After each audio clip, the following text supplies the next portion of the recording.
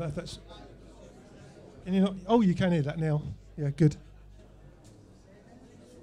So the microphone will need to be near your mouth when you talk into it, when you ask the questions, okay?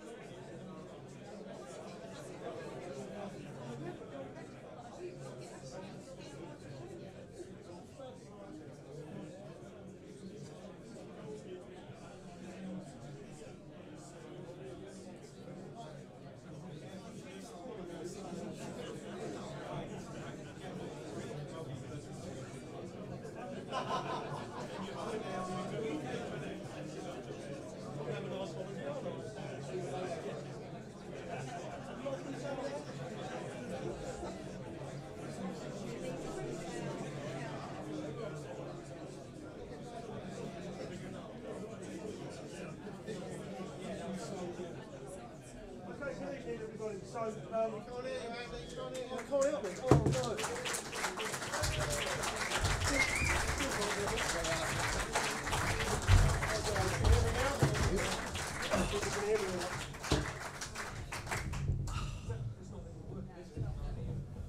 That's a good start. Okay. I think everybody knows Tony Bloom and Paul Barber, and you've already given them welcome already, so thank you for coming along. Thank you. I'll try and get this microphone working. Is this working? Okay. How would you like to do? Straight into questions? We're fine. Good evening, everyone. I think ready for questions. Good turnout tonight. To choose us over the England-Norway game is a bit of a surprise to us. We thought, but we are free. We're free. They've not paid anything. That's good. Well, over TV out in the corners free as well. So good to see you all in such big numbers. We've already got a question over there.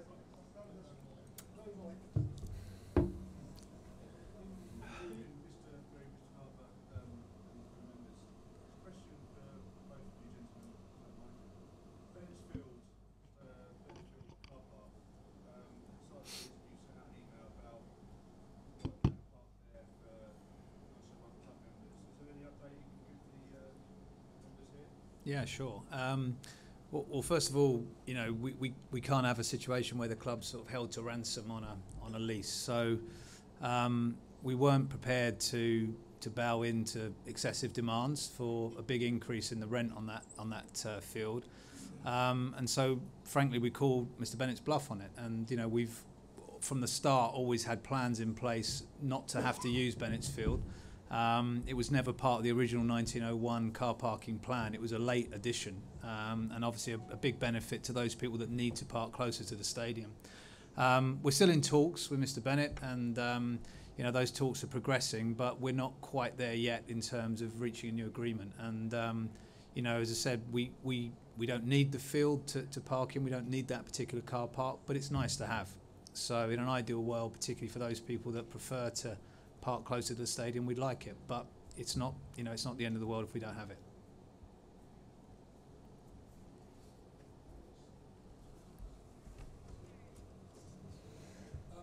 Good evening and thank you for coming.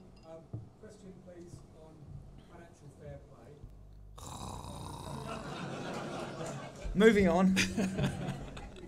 How many clubs do you believe will be subject to sanctions in January?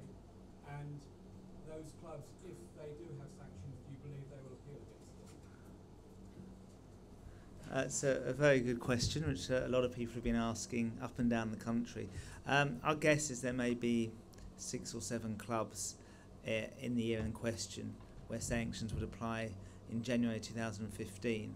I mean, the Football League will apply them. There's no doubt about that. Obviously, 2 of the clubs which it may apply, QPR and Leicester, are in the Premier League, so that's a different situation where there should be a fine applicable. But again, that's slightly outside the Championship's control. It's quite complex, as you can see, when there's different divisions involved. Will they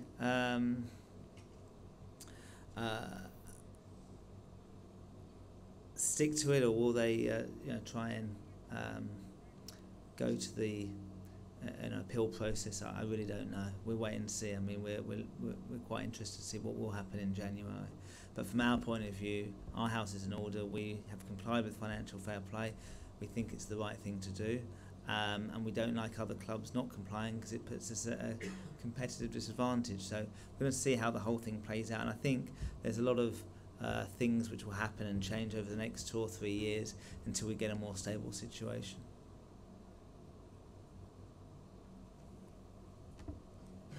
That's it, we can all go home.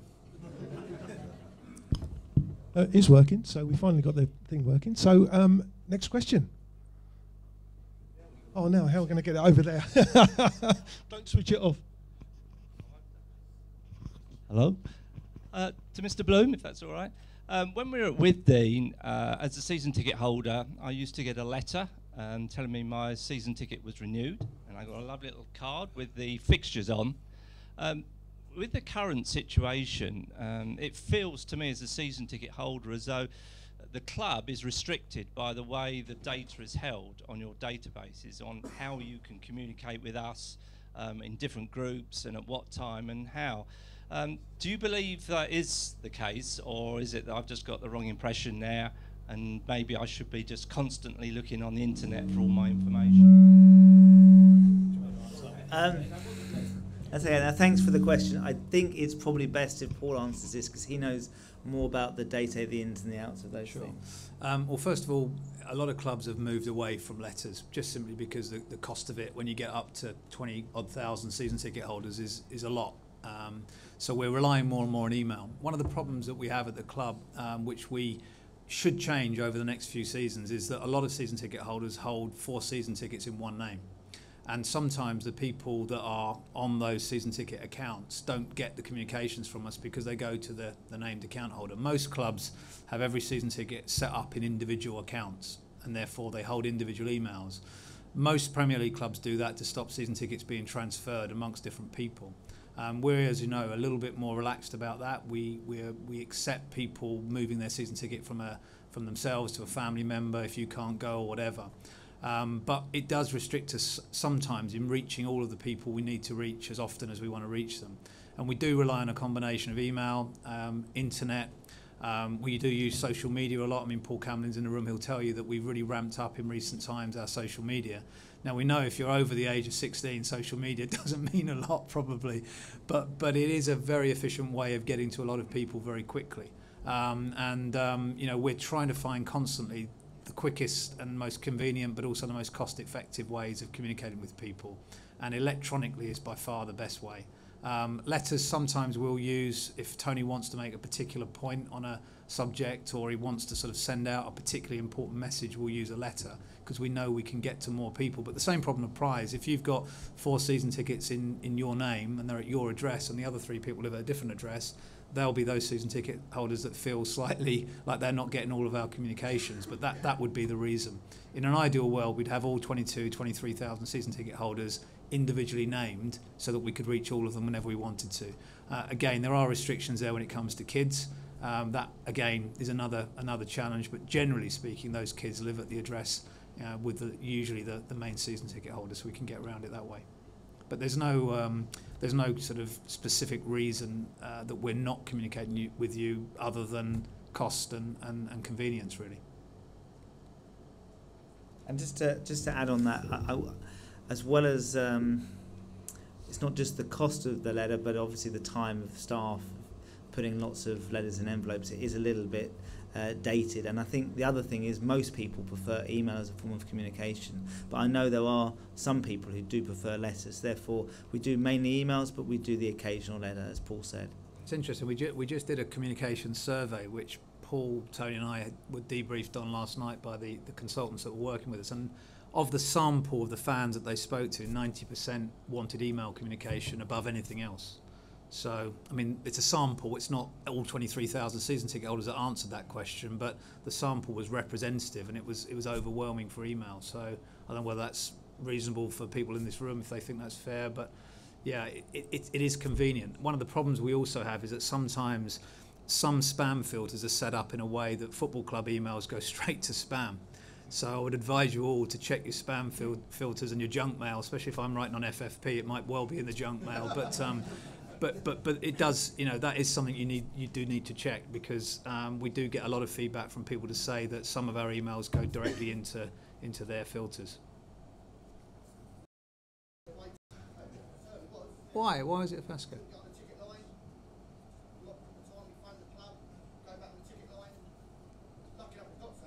So it was busy. It was busy. It wasn't a fiasco. Yeah. No. Yeah. For where demand exceeds supply, yes. But the ticket office took a view on Brentford that wasn't going to be the case. And to be honest, there are not that many people that have actually contacted to say they missed out.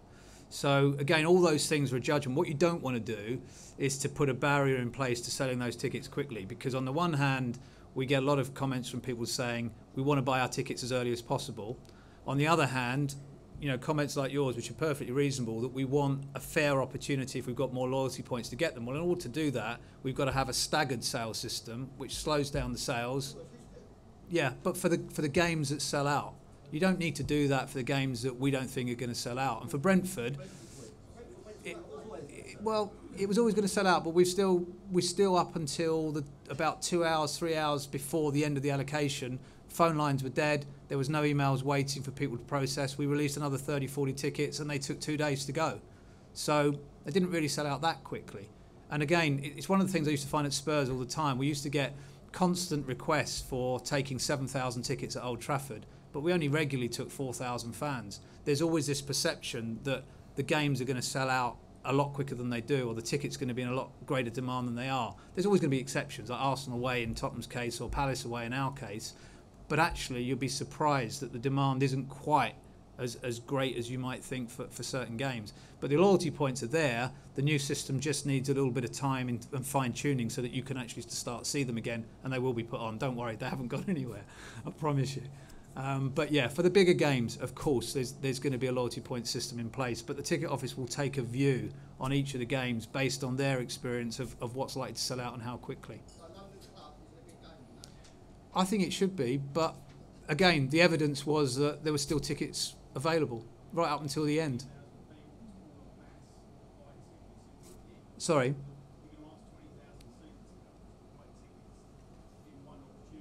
Yeah.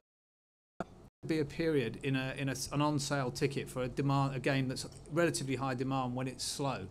It doesn't mean to say the ticket system's crashed. It just means to say that it's slowing down because you're trying to fit a number of different transactions simultaneously through the same pipe. And it's like anything else. You know, if you've got 10 phone operators and you've got 100 people waiting to speak to them, it's going to slow right down. And a ticketing system online is exactly the same. It hasn't got unlimited capacity to process transactions. So there will be a time in which it squeezes and it will slow, and then when that demand fades away, it will open up and it will speed up again. And that's the same as if you're buying a ticket for a Robbie Williams concert through Ticketmaster, or you're buying an Albion ticket to watch Brentford. You'll still have that squeeze in demand at a certain point. And that's not about the system crashing or falling over. It's just simply slow. And that's because there's a lot of people at the same time trying to get through. But I promise you, But again, even if we put it in place, I promise you, even if we put in place the loyalty point system, you would still get that squeeze in demand with everyone trying to get on at the same time. It's no different. It would just be a greater demand for a longer period if there's no barrier put in there. But No, it just means that when we know that we can get a few more from Brentford, we grab them and put them back on sale.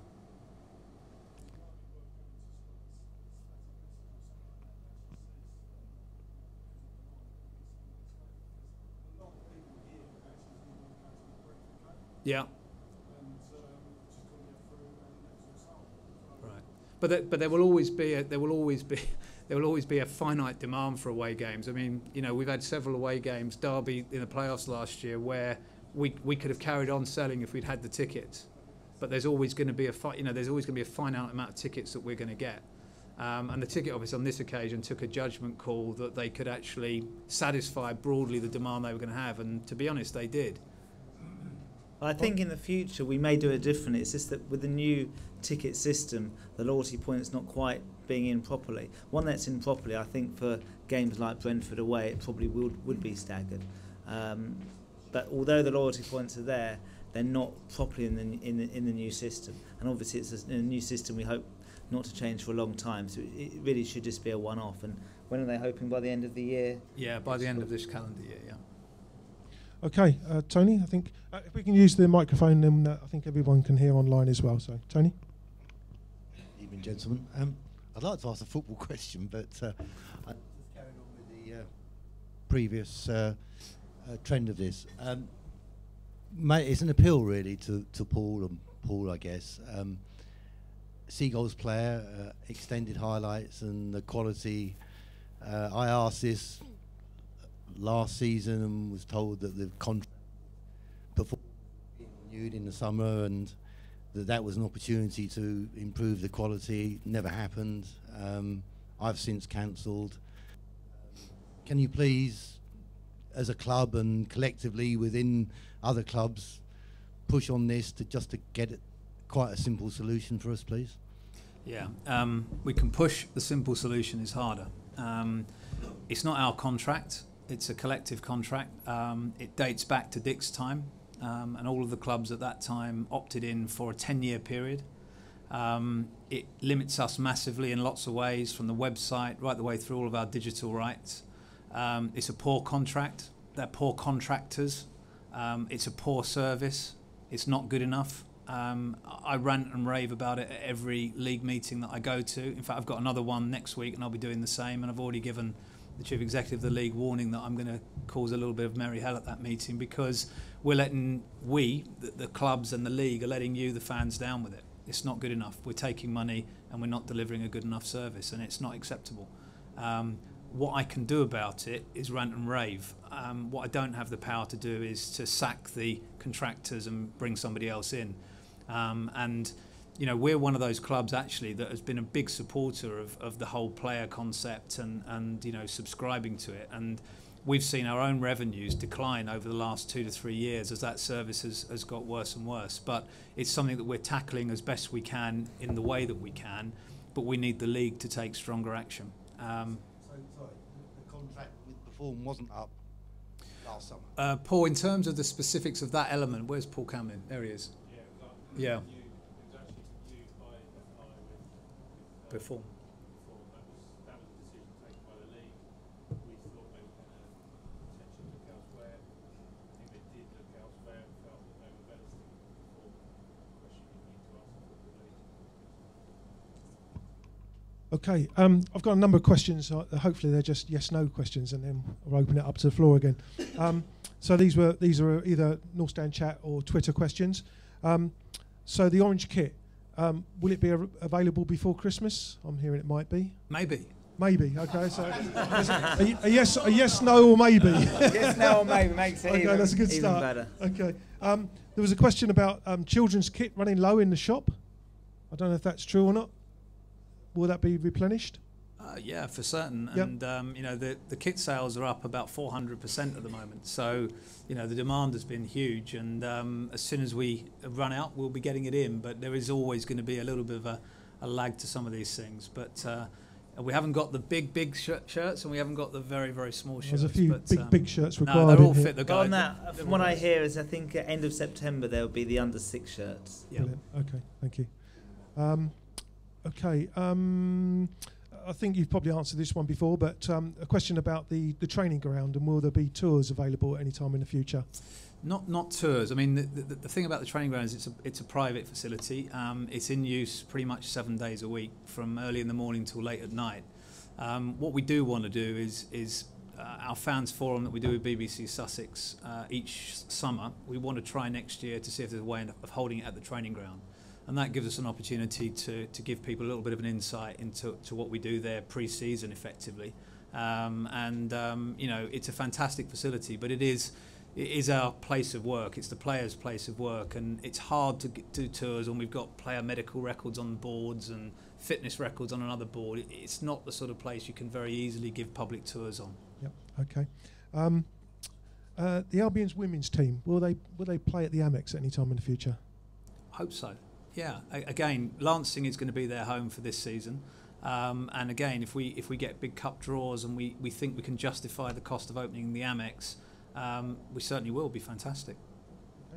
Okay. And a couple more. Which way round should I do it? I'll do. Are there any plans to move the away fans away from behind the goal? No. That was a no. Okay. Outside, good. And the final one I've got here at the moment is: are the plans to build a hotel? Are they still ongoing? Yeah, there's still plans for that to happen, and from supporters on email and stopping me at the stadium and in the street is exactly the same. You know, they can't wait to get back to matches again, and England's kind of getting in the way of it a bit at the moment. But for me, that was the high. We did have 1 or 2 lows, didn't we? Yeah, we certainly did. I mean, it was the trickiest window that I've had to contend with in the 5 years I've been chairman. In particular, we were hoping that we'd get 1 or 2 more in before the first game. But you can't ever be sure on these things. When we could have got, as I said many times, 5 or 10 players in before the first game, these wouldn't be the right players. And to get the right players takes patience, and sometimes they come along quickly, and some of them, as you've seen, come along much later. And like buses, sometimes we had 7 come along at the same time. The biggest slow, I guess, was Stephen Ward at the time, because we were expecting that one to happen. He was down here for medical, and everything was agreed. And it's the first time in that I've been negotiating anything, that everything's been agreed, and then something happens at the last minute. And it does happen in football. It was very disappointing at the time, but we moved on to our next target very quickly. Joe Bennett, we're really happy with Joey settled in very well, and it could easily be a blessing in disguise. So you can't get too down with these things. There's highs and lows. But as Paul said just a few minutes ago, I'm really happy with the way the window went overall, and it was really tough, and we've come out of it in a very strong position, in my opinion.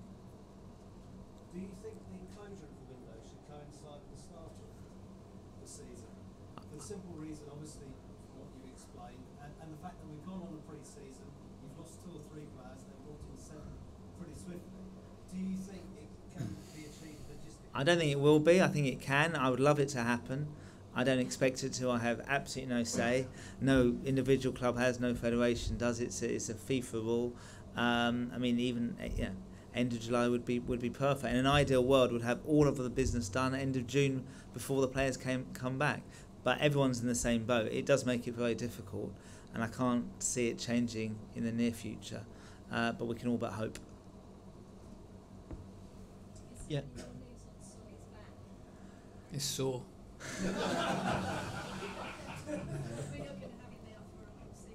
No, we hope not. I mean, he's being treated, and obviously we want to try and get him back as soon as we can. Okay, if we've got lots of people asking for questions, if we can just try and get it in order. If we use the mic, then everyone can hear it, can be heard online. Okay. Good evening, Tony, Paul. I think you're doing a great job first. Before I ask my question, I was looking through my programmes tonight, and I found what I thought was one of the oldest matches I went to, and it was Albion v Watford in 1965. Don't remember that one. Well, the significance is that actually this year I've been supporting the Albion for 50 years, and which is probably not many things I will be doing for 50 years, I wouldn't have thought. But what I wanted to say was that obviously I've been a passionate Brighton supporter for a very, very long time, and Dick Knight has given me the opportunity to buy some of his shares. Would you like to give me an idea of where we're progressing with this? Because there seems to be a stumbling block with the club, and obviously I don't want to take your place. But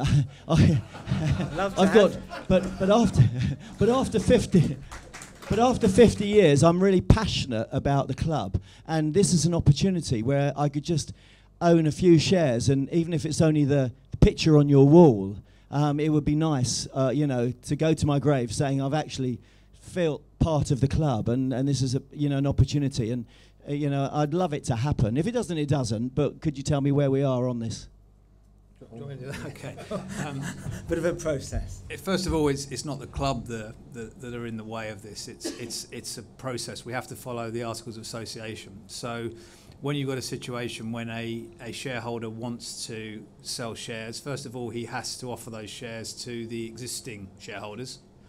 If any of those existing shareholders want to buy those shares, then they have a right to make an offer for those shares. So the seller can make his price, the offer can make their price, and if those two things are different, the Articles of Association say that an independent auditor must arrive at a valuation for those shares. And that's the process we're in.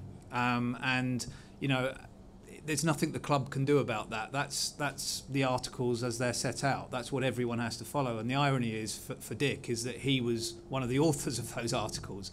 So all the club is doing in this situation is saying, well, here's the Articles of Association. Mr. Seller, there's the articles. Mr. Potential Buyer, there's the articles. You must now follow those to agree at a valuation that is acceptable. And as I understand it, and I'm a bystander here to this because I'm not a shareholder. I'm just the chief executive of the club. I have to still stand back, as does Tony, and let the process take its course. And as I understand it, there is no agreement on that price because that audit has to take place for the valuation to occur, and the buyer and the seller have to agree that price once it's declared. And once it's declared, the seller is actually bound by that price. Now, I don't know where Dick is with that. That's a matter for him, not for us. Sure. I understand that, and obviously I have my own company, and the same rules apply with that. The only thing I would say is, of course, Manchester United recently sold some of their shares to their supporters, and they sold, I don't know what it was, 5%, but actually the voting rights of that percentage sold was 0.1%. Yeah. So by devaluing those shares, I mean, none of the supporters, none of us want any say in it. Yeah. We just want a very little piece of it. Sure. Just to say that, Yeah. for 50 years, we're part of the club. And nobody at the club, nobody on the board is denying that right. We're just simply having to follow the process, and legally we have no choice. There is no option for us to do that. Manchester United are a public traded company in New York. They can sell shares if their major shareholders wish to do that. Or any of their shareholders wish to do that, they've got a mechanism there to do it. We're a private company, so therefore we have to follow the articles, which 99.9% of private companies in the UK would do the same. Articles may vary, but the process stays the same.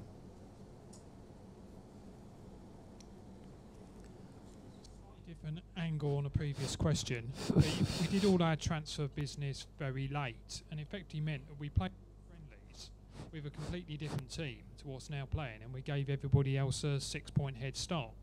Was there no way that it could have all been quicker?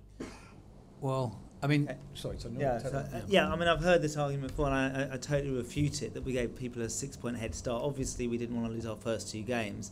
The two games we played, we didn't have as good a team, bigger squad as we had now, but we had every chance of winning those two games. In an ideal world, we would have had our squad before. It just wasn't possible. In an ideal world, all the players that we want, we say we'll pay X for him, Y for him, Z for him. We could get it done by the 1st of July. It's just not possible in the real world. But the game against Sheffield Wednesday, we had a team more than good enough of winning. We were, in my opinion, although we weren't at our best, we were the better side until the sending off. And away to Birmingham, again, we were far from our best, but the team we had out was capable of winning that game. I mean, we could have had 3 points, we could have 4 points. With the team we had, the squad we have now, we may have got 0 points as well. So I think it's totally fallacious to say that. We'd have liked to have had a lot more than 0 points after the first two games. But again, the transfer window works in a way that you can't always have what you want. And there's a lot of clubs as well would have liked to have a lot more business before the start of their season. I mean, there's loads of clubs who've made significant transfers since their first 2 games, and we're no different. But we could have easily been in a position where we had 6 points from those 2 games. I think we just have to sort of debunk some of these myths around the transfer window. You know, it's not a case of we want a player, we pick up the phone, the club on the end of the phone says, yep, you can have him, how much are you going to pay?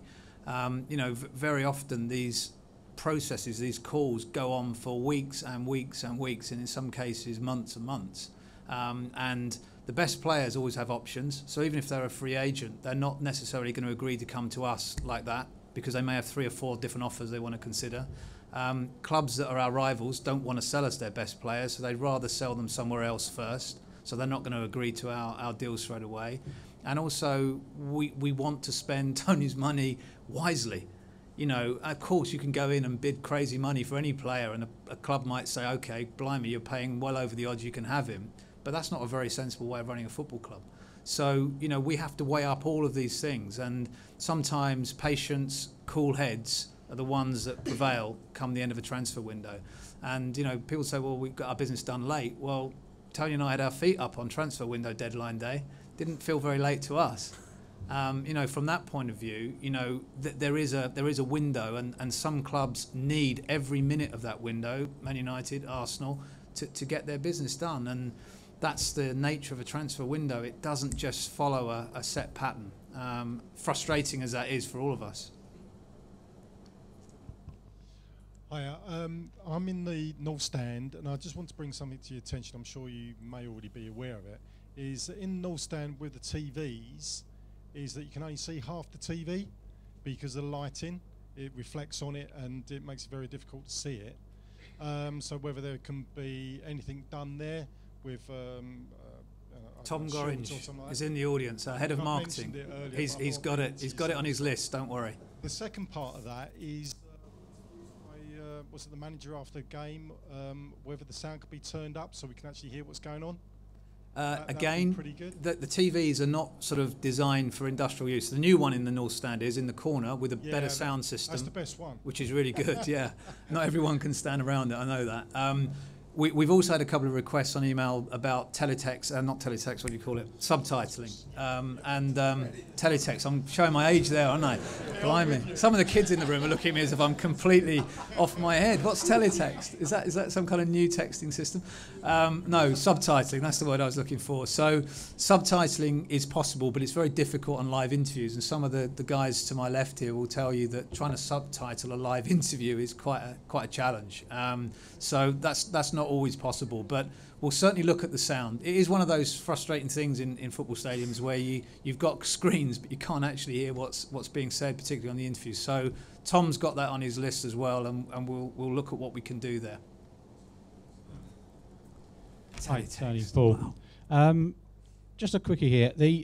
Obviously we're enjoying our 3rd manager in 3 years, and good luck to Sammy on this. Or 3rd in 6. Well, okay. Obviously we know the reasons behind Gus. One of the reasons that we heard that Oscar left suddenly last year was that his daughter felt uncomfortable, so personal reasons, you released him from his contract so he could go home. But then all of a sudden, 4 months later, he's back at Watford. Now, I was born in Watford, I was brought up in Watford, my family come from Watford, and to be quite frank with you, I wouldn't pick Watford over Brighton in a million years. So, first of all, is that not a slap in the face to Tony? Because in my opinion it is, because we're a much bigger club than Watford, we've got more potential than Watford. And secondly, obviously, is there not an inherent problem within the club then? Because that tells me perhaps we've got clash of personalities behind the scenes, and I don't want to be asking this question next year we're into our 4th manager because Sammy has also moved on. So do we have an inherent problem behind the scenes that we don't know about? I'll assure you we don't have a problem at all. As you indicated, Gus left a year ago for 4 different counts of gross misconduct, which is extremely unusual in a football club, and I don't see that repeating.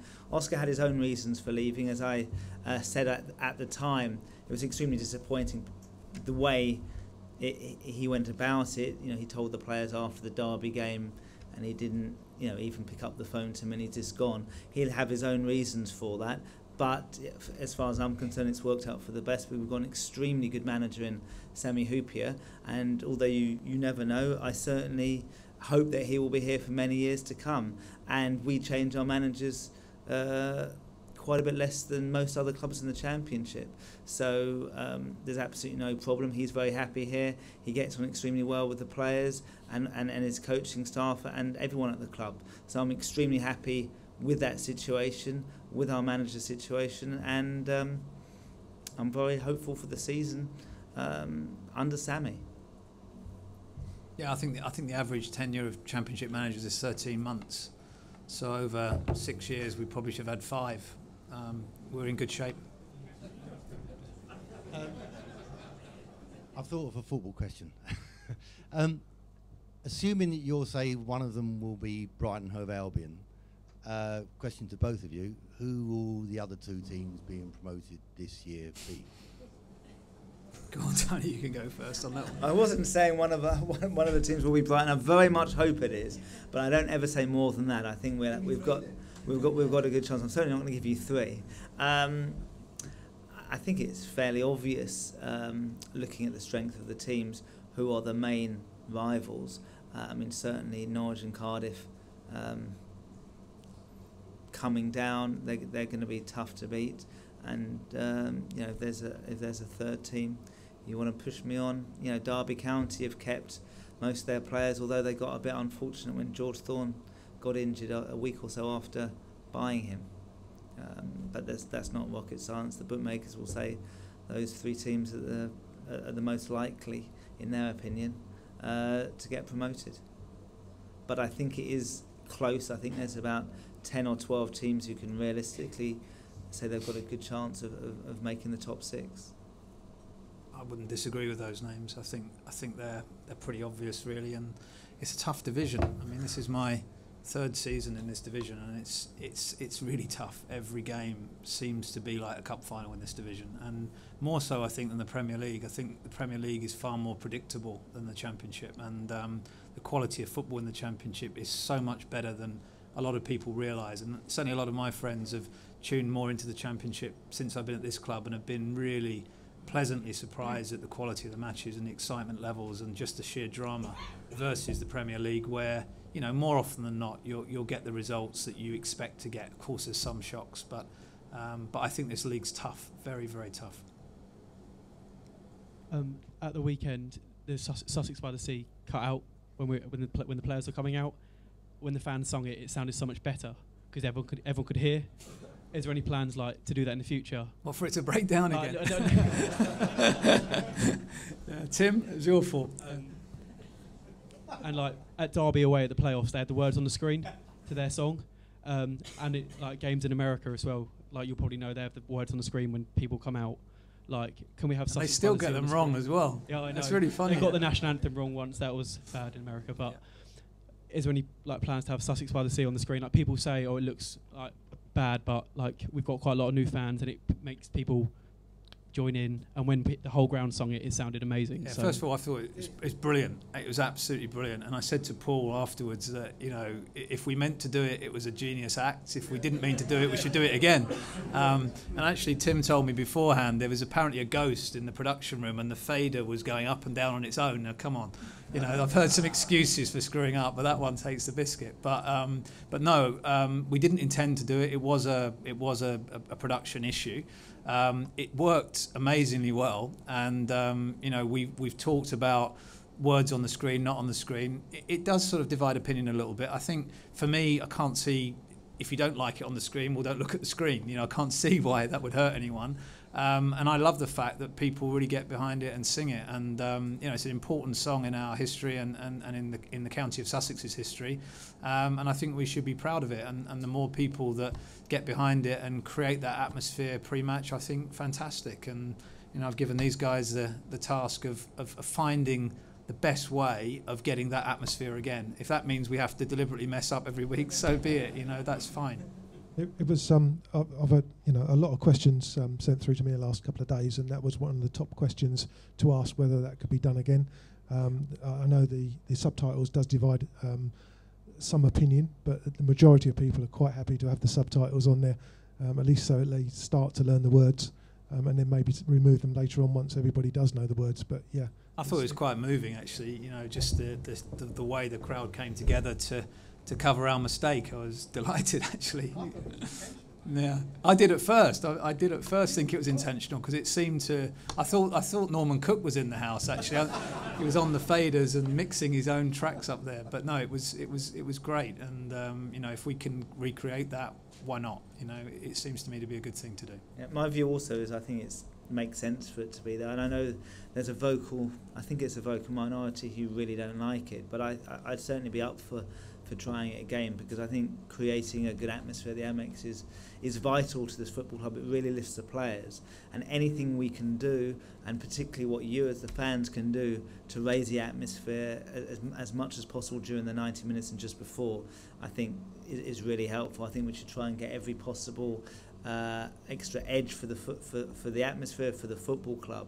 And so I put it as a challenge to all of you here and all of you watching at home, that whatever you can do, get into fans groups to actually get more songs, get more atmosphere going, and particularly when the team perhaps is struggling on the pitch. I mean, we've seen some games which have been amazing at the Amex where the club is really, the atmosphere is red hot, and we've seen some games when perhaps it's a Tuesday night, which, you know, all of the night games are generally good, but perhaps when it's raining and people are just a bit not up for it so much, it often means that the players do struggle that extra bit. I mean, you can say they're professional, they should be 100% all the time, but we're all human. We can all see it. I mean, take Liverpool, particularly on a Champions League night, their crowd is absolutely amazing. And I'm not saying we can recreate that, but we should all try and make an effort to see what we can do. And it does mean perhaps some of you who've got time in your hands to work as a group to actually do something, and we as the club will do whatever we can to assist. But it is a fan-led thing. It needs to be a fan-led thing, and I really hope that over the next 2 or 3 years we can even push it on, because we've got the best grounds in the Championship, we've got the best fans, and I'd just really like to see that come out on a weekly basis or every other week at the Amex.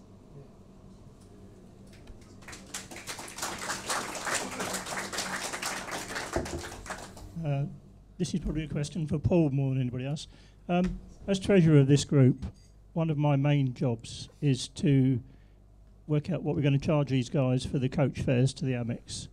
And a major part of that is the £2 subsidy we get from the club for everybody we take down. Now, about 3 or 4 weeks ago, we had a questionnaire which seemed to imply that subsidy may be stopping in the future.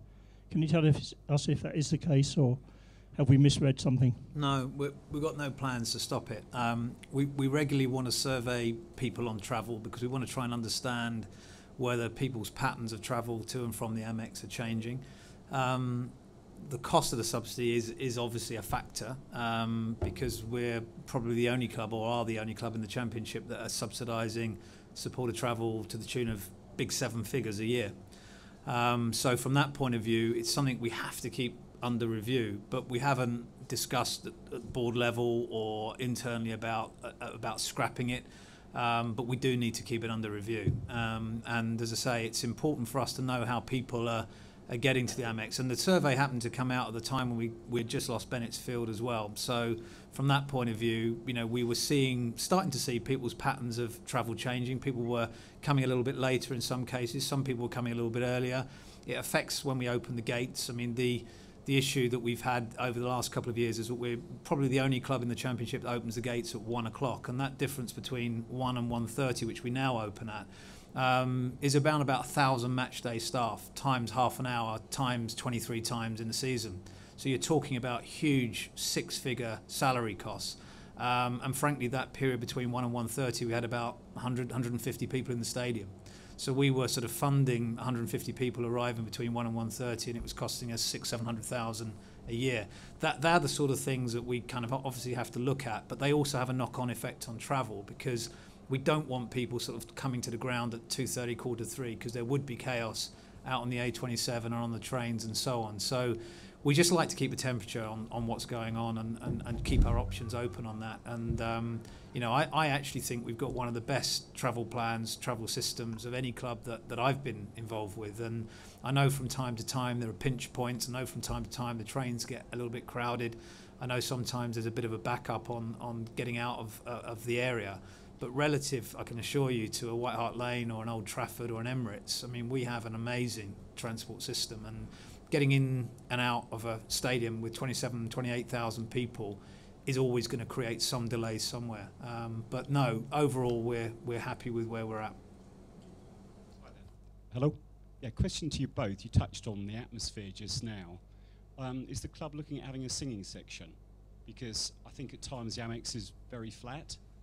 When you look at maybe that up at the A23 at Palace, yeah, 200 or 300 at the front of the Holmesdale, they make a hell of an atmosphere. And I just think at times the Amex for 27,000 is very, very quiet. Yeah, I think it's a difficult one, this, because on the one hand, I think the responsibility for atmosphere has to be with the fans. I think the club can only do so much, and I think the majority of fans would only want us to do so much. You know, they don't want us to create an artificial atmosphere. It has to be almost organic. It has to come from the fans. And I think when the stadium was first open, and Paul and the guys that were here before my time can correct me if I'm wrong, but quite a lot of effort went into making sure that those people that wanted to make the most noise were grouped together, particularly in the North Stand. Those people that wanted to congregate as families were directed to the East Stand, and so on. It has to come, I think, as Tony said, from the fans. You know, Southwest Corner is fantastic now with the flags, and I love the fact that that's beginning to grow. But flags don't make noise, and you know, for me, the more it can come from the fans, if we can support that and encourage it and help it within the laws and within the regulations of ground safety, we'll absolutely do that.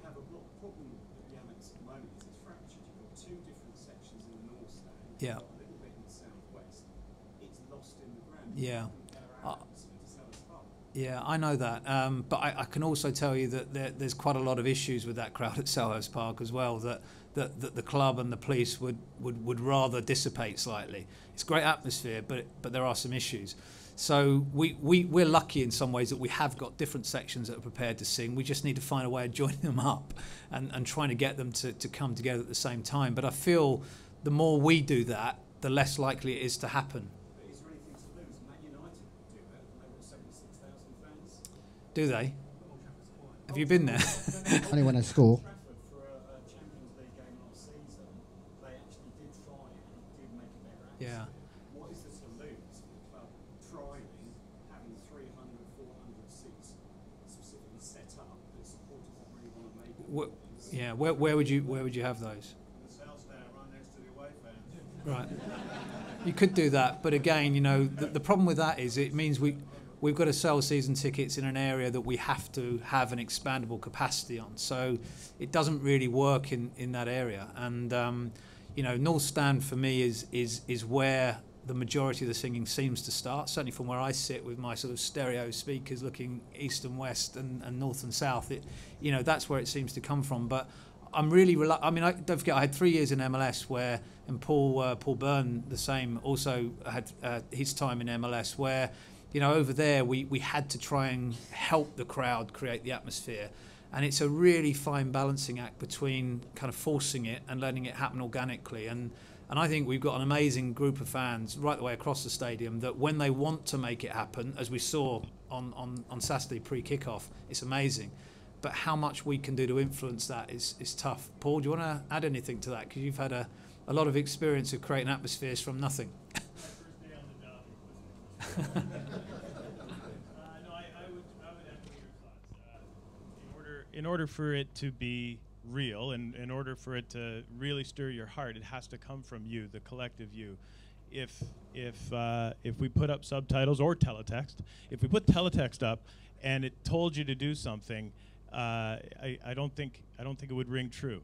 However, the club can do anything and should do anything to help facilitate, to remove barriers from the success of the supporters acting together. But I think that's where the line is. We should remove barriers, make it as easy as possible for organic things to occur. And can I just say that before we opened the Amex, myself and Paul, we got quite a few different fan groups together to say that we don't want just one singing section, we want quite a few. So fans who want to make a noise, getting them in a section together is a good idea. So we we got fans where they wanted to have 10, 20 fans together for it to happen. And now obviously most of the seats are sold. It is a bit more difficult, but again, if you've got a group around you, it's about getting everyone involved in that. I mean, obviously not everyone in the whole stadium wants to sing, but particularly in the North Stand, most people do. So it's perhaps, again, the fans getting those groups together, and if there's a few people in a section who don't want to and other ones do, we can facilitate, if both parties are happy, to move perhaps a few people around. But it really does, come from the fans.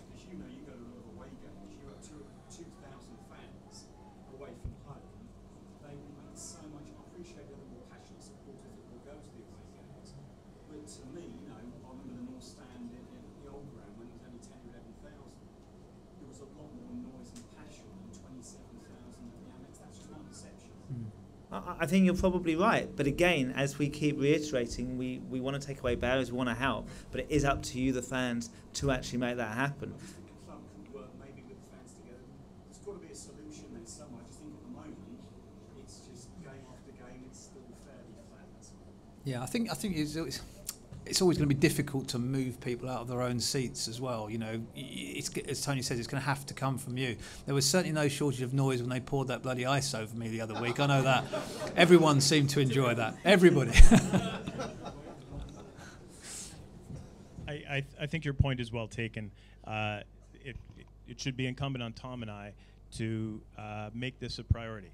So to move this near to the top of the priority list, so at least we're having a conversation about how we can help, rather than just saying it's your problem, go deal with it. So, when you see 7,000 empty seats, or however many there are, and you're thinking there's something between the supporters. We've got to all work together on this, because it's good for the players, it's good for everyone.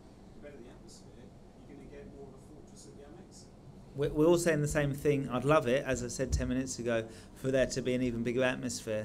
And Paul and Tom will help facilitate what they can. Thank you. Okay. Hold on. Yeah, you again. When you look at the highlights on TV, there's nothing worse than behind a goal of an empty stand. Yeah, I agree. Anyone, I don't care who. It's anyone. You'd be surprised how low the redemption is on free tickets. It's bizarre. It's bizarre. And I can tell you from my days with England, when we had under 21 games and under 19 games, the redemption rate on free tickets is so low. They very often end up in the wrong hands as well. So you create more problems than you solve. And also, I think out of respect for you guys that are paying good money, I don't think it's right to give away tickets. I think our tickets are our most valuable commodity. You pay a lot of good money to be there. And I think it's our job to do what we can to sell them, not give them away. Okay, just quick, and again, maybe a communication thing, I'm not sure. But Bolton game, good atmosphere outside, the play zone, whatever you call it, good bar facilities, excellent. We all turn up Saturday expecting a bar, play zone, good atmosphere, no bar. Yeah, no bar. I know someone told us category B, but can the club not tell people maybe? We did. No, we did. We 2:30? No, we communicated in advance at the first game that there would be a number of games, of which Bolton would be one, that we wouldn't be able to have a bar. And it's not the club, it's a licensing thing. And you know, Tom, I can tell you, the big fella standing there with the beard, would love to have a bar at every game. But we're restricted by licensing on that. And there will be games, and there are very few, I think probably 4 this season, is it, Tom? 4 or 5 where the bar won't be there. But for those games, our hands are tied by the licensing authorities. And we did say that in the first programme. Yeah, I think if we could find out what those games are, so I guess Millwall and the thing is, there's some that are obvious and there are some that are less obvious. So you wouldn't have thought that necessarily that Charlton would be one, but unfortunately Charlton, were a little bit naughty last year, and therefore Sussex Police decided to up the category of the game. Sheffield Wednesday last year bought about 800 fans. This year bought 2,600. So again, they're the sort of things that we don't necessarily or can't necessarily foresee in advance. The obvious ones like Millwall. Okay, I think just open for Blackpool. Good. Okay, thank you. Yeah. I don't know if that was picked up on the microphones, but it's all very well selling beer, but if no one if there's no WCs anywhere nearby, it's a bit awkward. This one's for Tony. If you were a betting man, Brentford. Well, I'm not, so moving on. Brentford away, what would you go for? That's a very good question. As every game, we try and win every game in this division. I think the 2 weeks that Sammy's got is manna for heaven for all the players to get to know each other. We haven't got too many on international duty. I think the players will be absolutely raring to go at Griffin Park in a week and a half, and I'm fully expecting an away win.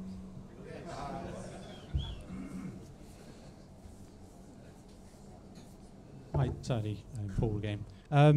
Going back a little bit to about the away games and away tickets, etc. I help out running with the away travel here at North West Sussex Seagulls. We organise minibuses and coaches to away games. It's something new that we're doing this season. Obviously Brentford is the next away game which we've organised, and because of the ticket problems we've got limited numbers going to that game. But is there, and I know this has been brought up before, possibly with Tom, but if there's any way we as a club can organise a block booking of say 15, 20, 30 tickets, we could then guarantee filling a 29-seater coach instead of having half a 17-seater minibus. The same amount of work goes into that, as I'm sure you appreciate. I don't particularly want to be driving the minibus to these away games, but at the moment needs must because we can't get the numbers, because we can't get the game tickets. So is there any way we as a club can get a block booking of say 15 or 20 tickets when they go on sale? That way we can guarantee we'll have a full coach going to the game. I mean, for the games where we're not going to sell out, no problem. The issue where there are games where you're likely to sell out, you get the problem we talked about earlier, which is if we guarantee 15 tickets to you or 30 tickets to you, then it could be that people with loyalty points who might be entitled to those tickets can't get them, and people with lower loyalty points get them. So it's that chicken and egg for us. You know, for the games that don't sell out, no problem. We'll help you as much as we can. We want as many people there as we can, and we want to keep your costs down and get as many people going. I think we bring about 150 or so to every home game now, 3 coach. So we must be able to fill 15 tickets every single away game, regardless of where it is. So you give us the tickets, we'll sell them. I say no problem on the games that don't sell out, but for the games that do. But we don't know that, and you don't know that until they've sold out. Well, we can predict several, can't we, that we know are going to be almost certainly loyalty point led. And on those ones, it's going to be difficult because we will get complaints from people to say, well, I know there's 10 people on that coach from Holbrook that have got no loyalty points, but they're going, and I've got X number and I can't go. But for the other ones, as I say, we'll help you as much as we can because we want you to be there and want to make it as easy as possible for you to get there. Well, I think of all the games we've highlighted, about 9 or 10 games this season, because we're not going to go much past Nottingham. It's about the furthest north we'll go at the moment. There's probably only 2 games after Christmas that we're sort of lined up going for. Well, if loyalty points aren't going to come in till January, we're stuck in this situation where we can't grow as a group on away travel without that commitment. So understood. You know, it's just 15 tickets. It can't be difficult. I mean, I'm sure I could have sold 30 tickets here for Brentford easily. Yeah. So we'll have a look at it for you. Definitely, we'll have a look at it. We'll try and help as much as we can. And I don't think there's too many games where we could sell out. Brentford, Bournemouth would be close. Fulham, and maybe Fulham, depending on how many tickets they give us. I think they gave us a lot of tickets. So I think it is very, very few. Because you know, Millwall we get a lot of tickets, Watford we get a lot of tickets. I think it's just those 2 that we, apart from perhaps playoff games. But let's not talk about that.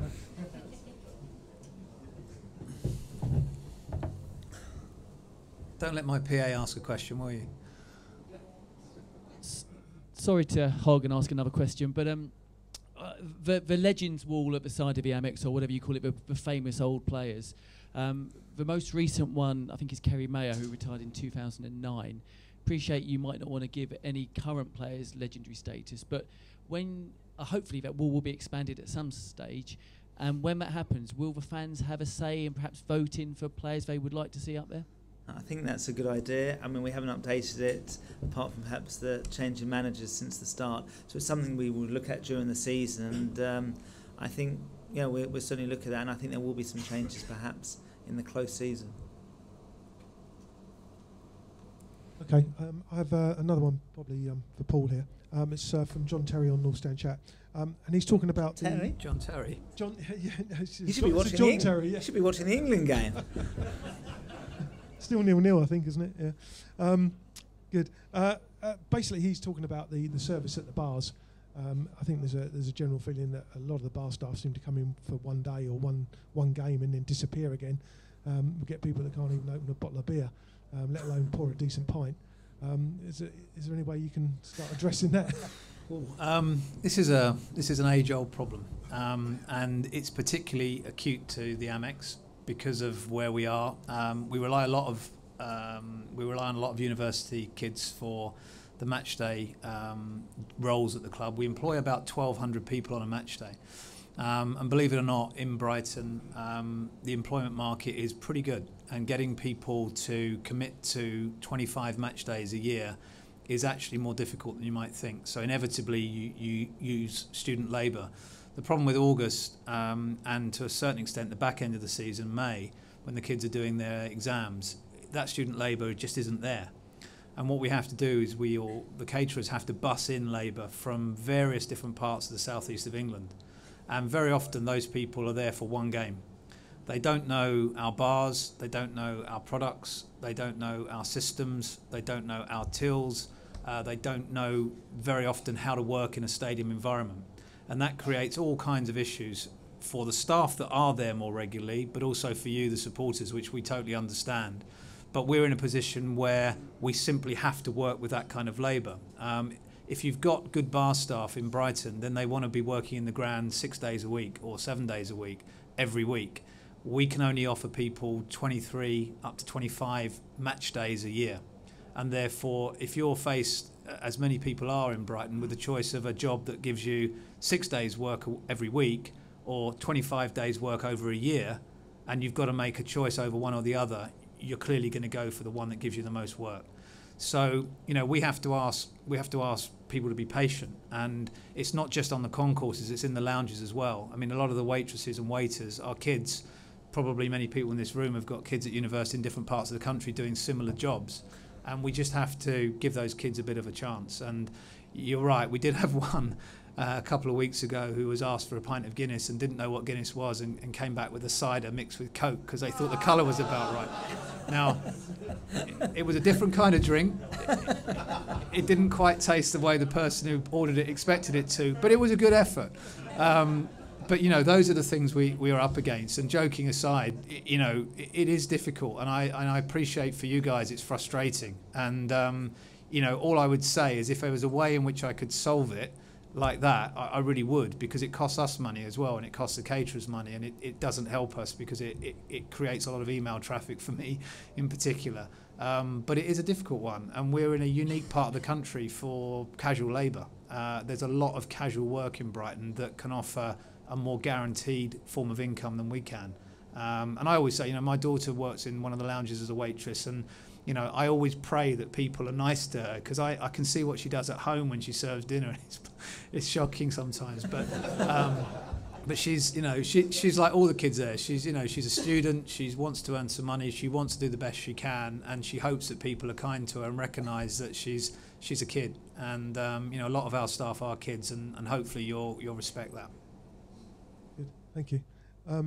So there was another North Stand Chat question. To Tony, really. What club would you like to emulate in the English Premier League or in the Championship even? I think we're a fairly unique club, and I don't think we want to emulate anyone per se. I think what we do as a club is look at what some clubs, both in the Championship and other divisions as well, do well, and we perhaps try and emulate or try and take the best things out of certain clubs, and that's what we do in many ways. So, for example, when we were building the stadium, we looked at a lot of different stadia and tried to take the best parts of a lot of them. When we built the new American Express Elite Performance Centre, for the academy and the training ground, we went to many training grounds, and there was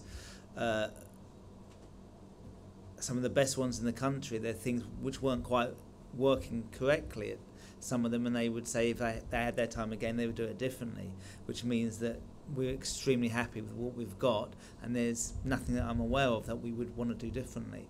There are well-run clubs. I mean, a club like West Bromwich Albion have done very well. They got promoted to the Premier League a couple of times, got relegated, haven't overspent, and now they're pretty well established. But I'm very happy with the way we are as a club, and I'm hopeful that we will get to the Premier League quite soon, ideally this season. And when we get there, we will be ready and give ourselves every chance of staying there within certain financial parameters. Tony, that leads me on nicely to my question, and that is, obviously we've got a great ground and facilities. Tottenham Hotspur are looking to obviously renew their ground, and they're looking to ground share. Is that something that's we've been considered for, or that you would consider them ground sharing with us? Well, I did read it in the Evening Standard a few weeks ago, but we've had no contact from Tottenham Hotspur, so I don't believe that's likely. Until they approach us, it's not something I'd even want to consider. Hi Tony, this question's to you. Who's your all-time favourite Albion player? I think when it comes to favourite players, it's normally what you grow up with. I've been watching the Albion since I was 6 or 7, and I very much associate with centre forwards and scoring of goals, so it has to be Peter Ward. Just want to ask a little bit, just going back to the transfer window. Was it easier this year to attract players because of the new training academy than it was in previous years? I mean, was that a big draw for some of the players?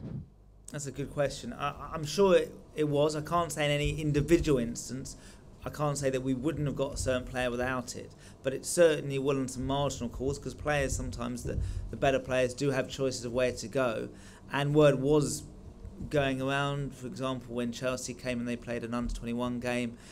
I know people talk in the football industry, and certainly, you know, when we got Gary Gardner, he would have spoken to Joe Bennett, and Joe Bennett was extremely happy and was speaking in superlative tones about the training ground. So these things certainly can make a difference in terms of getting players in, and obviously it makes a significant difference over a season to players' performances and players' training regimes. So, you know, it's a massive investment, but it's there for many generations to come, and I think it's a well worthwhile one, and I think it could be that difference, which could make us say finish 6th instead of 7th, or 2nd instead of 3rd. I think the other effect it's had is with the young players. So, you know, every day we get 100, 150 parents come through the facility, and you know, when they've got choices, as they have in the last few years, of taking their kids to Chelsea or Arsenal or Spurs or any of the clubs 50, 60 miles north of here, now they're looking at what we've got and the facilities we've got, and they are directly comparable, and in some cases better. And you know, as you probably know, we got the highest grade of any training ground in the country when we were audited, and that's an independent audit. That's better than Chelsea, better than Arsenal, better than Tottenham, better than Manchester United, better than Manchester City. I mean, that's amazing, and you know, massive credit to David Burke and the team that worked so hard to get that Category 1 status for us, because it, at young player level, makes a massive difference. As Tony said, with first team players, particularly the ones from the bigger clubs, they expect it. It's almost kind of like yeah, it's great, nice, very nice. But I can tell you, you know, having been around when pretty much all of the players that we brought in during the summer saw the training ground for the first time, they were blown away by it, absolutely blown away. And that includes the lads that came from Liverpool and Aston Villa. Stockdale was at Fulham, obviously, and had seen some great facilities over the years. And you know, we should be very proud of what we've got. It's absolutely incredible. Apologies for asking another question. We've got 2 universities, and we've got the new students coming. Is there any chance you could say to them, come to some games? Like at my university, Gillingham were always at Kent saying, come watch games. Why can't we do that? Like that south corner or the south end is when there's no away fans, it's never full. Yeah, no, we do that. We do some student nights, and again, it's that classic case. I don't want to encourage them to come to too many games. I won't have any staff to serve you beer. So it's a balancing act, and obviously a lot of the students tend to want to work at weekends, and otherwise they want to play sport at weekends. So we try and target the students on a midweek, on the Tuesday night games, which are tough for some people to get to if they work in London or they're coming from different parts of the country to our games. And over the course again of the year, Tom and the marketing guys over there will be targeting more and more to try and build those relationships. We've actually got really good relationships with the sports departments of both universities, and it's that balancing act between making it cheap enough for the students to be able to afford to come, or better still, encouraging them to get a season ticket and come more regularly. But as I say, a lot of the students want to work at weekends, and we want them to as well. So it's a bit difficult, but certainly we want to attract them for sure.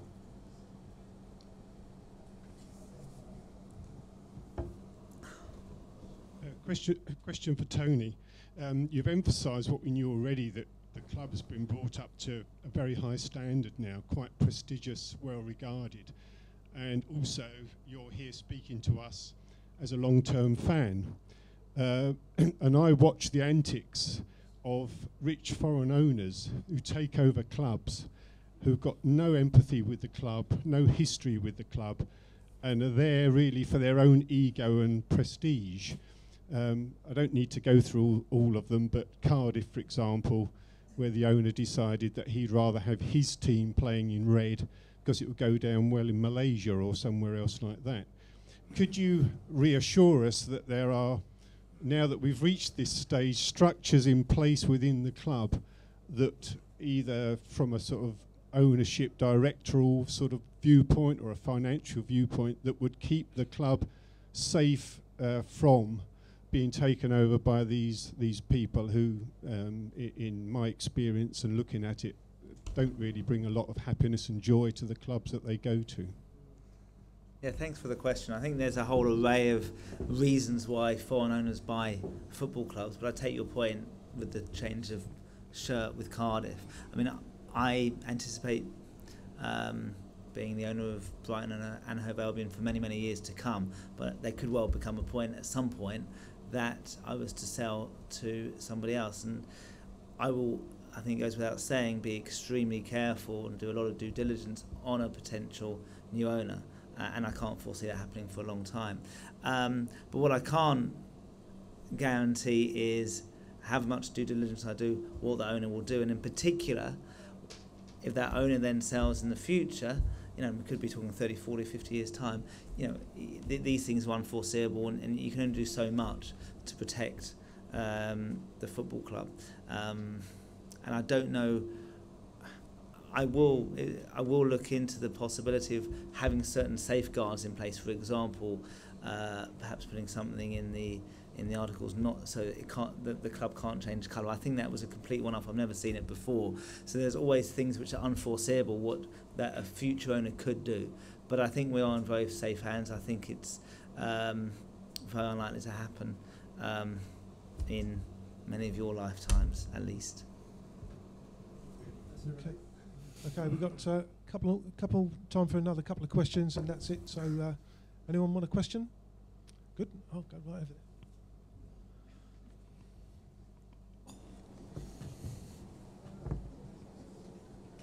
You write that one in about the Got a question for Tony. The safeguards.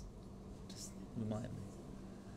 Hello. After the match on Saturday, I was browsing through the programme, which I congratulate the club. I think it's an excellent magazine. And I was thumbing through it, and I came to a picture of Steve Foster. And the thing that stood out to me about Steve Foster, he was a brilliant player, was his headscarf, which obviously he had because of an injury.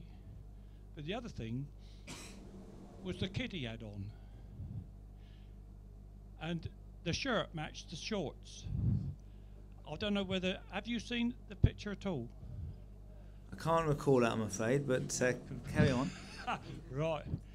Can you guarantee that Brighton and Hove Albion shorts will never have blue and white stripes? Again, I don't like to guarantee anything, but I do think it's highly unlikely to happen. But thank you.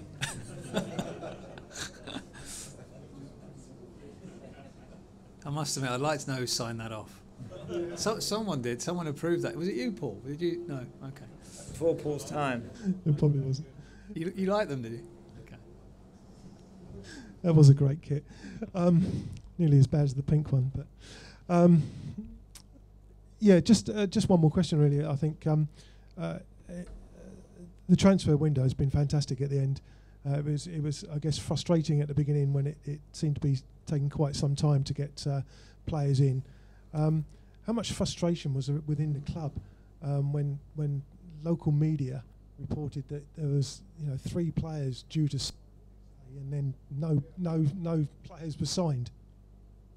Yeah, obviously it's very frustrating because it's unfair on the fans. They read the newspaper and if that's said, they expect it to happen, and then it doesn't, and they come to the club, say what's the club doing, etc., etc. So we as a club have a policy that we don't say anything to the media, to the fans, until a deal is done, because otherwise it just creates disappointment when it doesn't happen. We've seen many times we got close and it doesn't happen, and that's true of all clubs. So we try and keep everything under the spotlight where possible, and if we're going to do a deal, we'd prefer it not to be in the media at all. Sometimes that happens, other times it doesn't.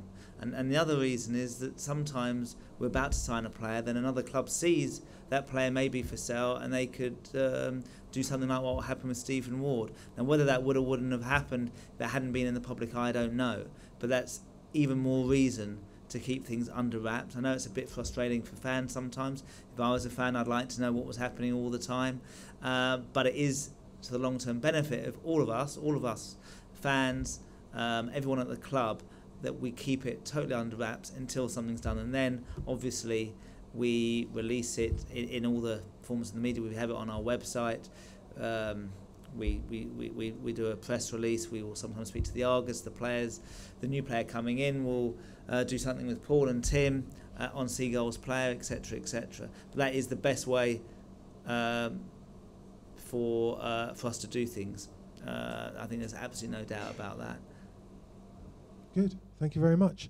I think that's it for the evening.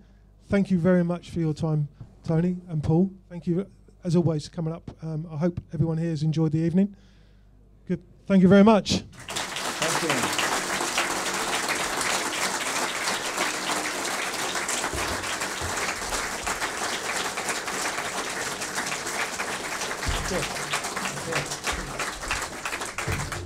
Thank you, everyone. I've enjoyed it.